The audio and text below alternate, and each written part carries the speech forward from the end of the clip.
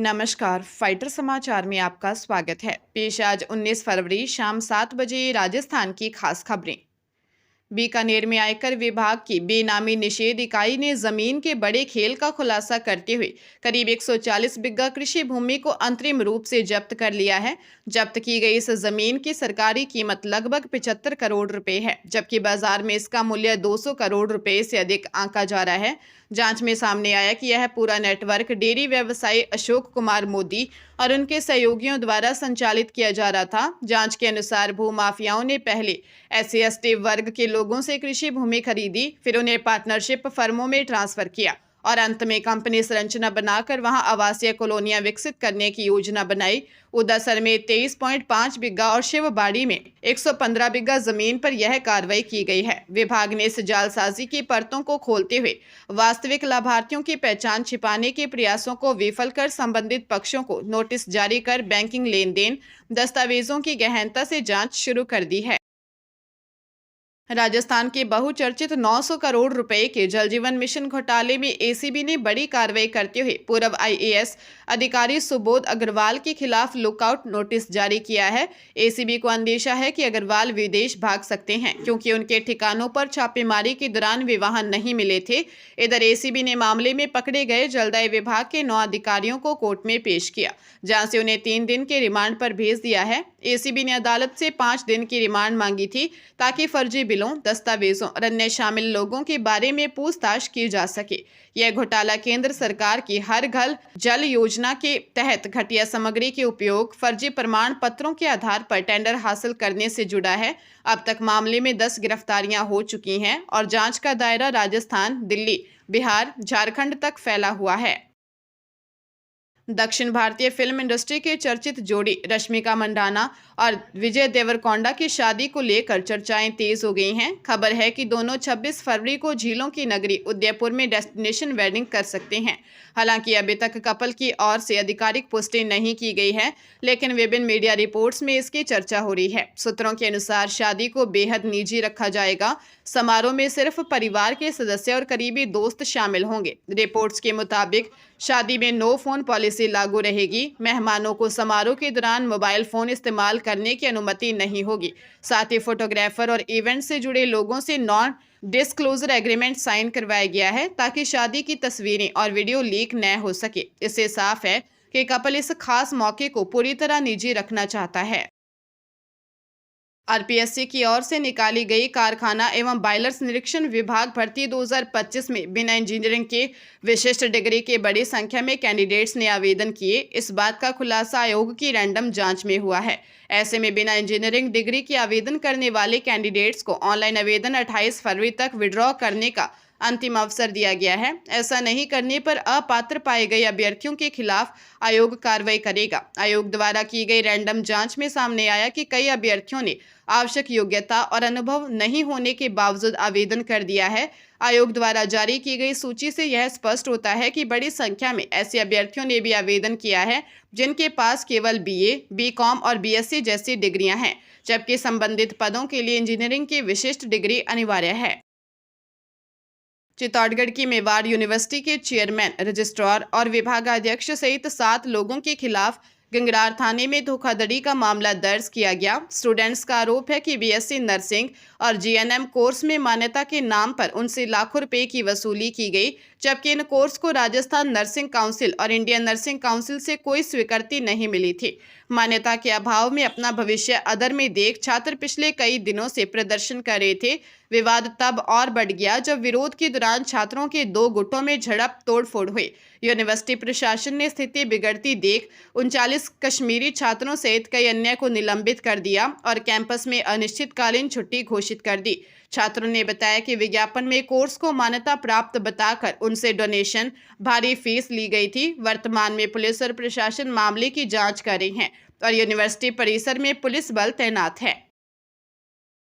उदयपुर में एक महिला नेता को AI जनित आपत्तिजनक वीडियो के जरिए ब्लैकमेल करने का मामला गरमा गया है। इस हाई प्रोफाइल मामले पर नेता प्रतिपक्ष टीकाराम जूली ने जयपुर में बड़ा बयान देते हुए कहा कि जल्द ही उदयपुर फाइल्स आने वाली है, जिसमें भारतीय जनता पार्टी के बड़े नेताओं की संलिप्तता का खुलासा होगा। जूली के इस बयान ने राजनीतिक गलियारों में हलचल तेज कर दी है। गौरतलब है कि एक महिला नेता ने अपने ही सीनियर एडवोकेट पर ब्लैकमेलिंग का आरोप लगाते हुए मुकदमा दर्ज करवाया है।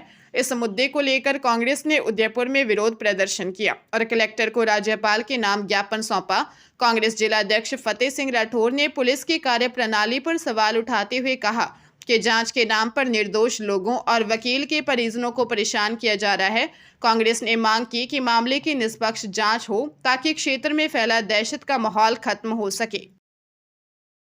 हरियाणा के रोहतक में एसीबी ने प्रदूषण कंट्रोल बोर्ड के एक अधिकारी को रिश्वत लेते रंगे हाथों गिरफ्तार किया है। आरोपी की पहचान एसडीओ मंजीत सिंह के रूप में हुई, जो झज्जर का निवासी है। मंजीत सिंह ने दिल्ली की एक कंपनी मलिक से झज्जर में स्थित फैक्ट्री के लिए एनओसी देने के बदले 1.25 लाख रुपए की मांग की थी। शिकायतकर्ता के अनुसार अधिकारी ने स्पष्ट कर दिया था कि बिना पैसे दिए एनओसी नहीं मिलेगी। इसकी सूचना मिलने पर रोहतक और सोनीपत की संयुक्त एसीबी टीम ने जाल बिछाया और मंजीत सिंह को उसके ऑफिस से रिश्वत की रकम लेते हुए काबू कर लिया। फिलहाल एसीबी की टीम आरोपी को हिरासत में लेकर पूछताछ कर रही है। इस कार्रवाई में भ्रष्टाचार के खिलाफ विभाग के सख्त रुख को दर्शाती है।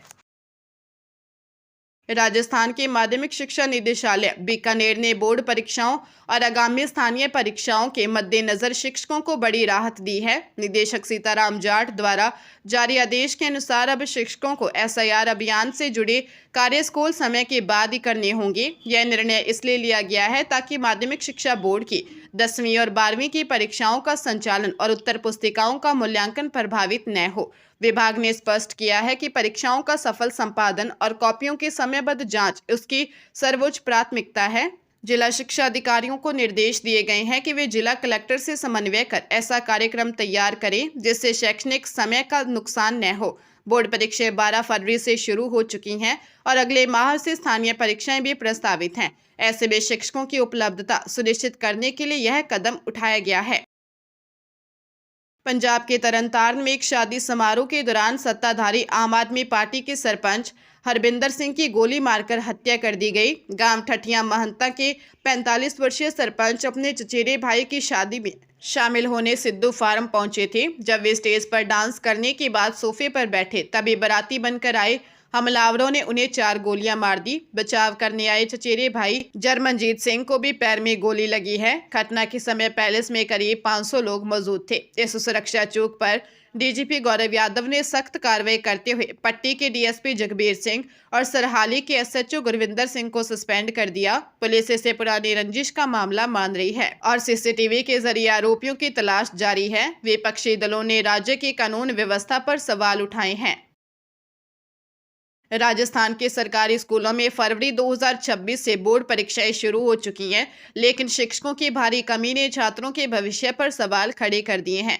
विधानसभा में प्रस्तुत आंकड़ों के अनुसार प्रदेश के महात्मा गांधी अंग्रेजी माध्यम और विवेकानंद मॉडल स्कूलों सहित हजारों राजकीय विद्यालयों में पद रिक्त हैं। सबसे गंभीर स्थिति द्वितीय श्रेणी शिक्षकों की है। अकेले जयपुर में 959, जोधपुर में 1143, बाड़मेर में 1883 और भीलवाड़ा में 1643 पद खाली पड़े हैं। डिजिटल शिक्षा के दावों के बीच कंप्यूटर अनुदेशकों का भी टोटा है, जिससे तकनीकी शिक्षा ठप है। विशेषज्ञों का मानना है कि मुख्य विषयों के शिक्षकों के बिना ग्रामीण क्षेत्रों का परीक्षा परिणाम बिगड़ सकता है। हालांकि विभाग का दावा है कि पदोन्नति और नई नियुक्तियों के माध्यम से इन पदों को प्राथमिकता से भरने के प्रयास जारी हैं। बाड़मेर में मिलावटी खाद्य पदार्थों के खिलाफ जिला प्रशासन ने बड़ी कार्रवाई की है। जिले के स्वास्थ्य विभाग द्वारा घी, तेल, मसालों और पनीर सहित विभिन्न खाद्य पदार्थों के लिए गए नमूनों की जांच रिपोर्ट आने के बाद 24 में से 23 फर्मों के उत्पाद मानकों पर खरे नहीं उतरे।